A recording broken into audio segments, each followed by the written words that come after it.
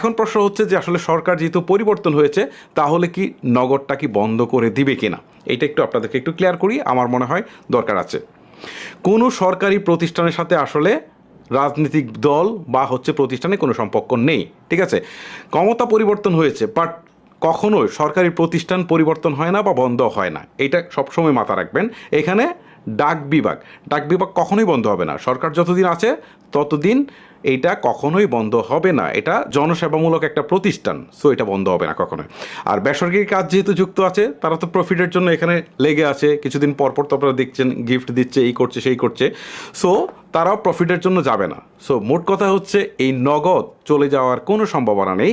আরেকটু আপনাদেরকে দেখাই, নগদের আমি নগদের ওয়েবসাইটে চলে আসছি, nogod.com/vd. এই সাইটটিতে চলে আসছি। আসার পর দেখেন এখানে বলছে একটা পপ আপ শুরুতেই প্রদর্শন করছে। এখানে বলছে সাম্প্রতিক নগদকে নিয়ে নানা রকমের অপপ্রচার চলছে। আমরা দৃঢ়তার সাথে জানাতে চাই যে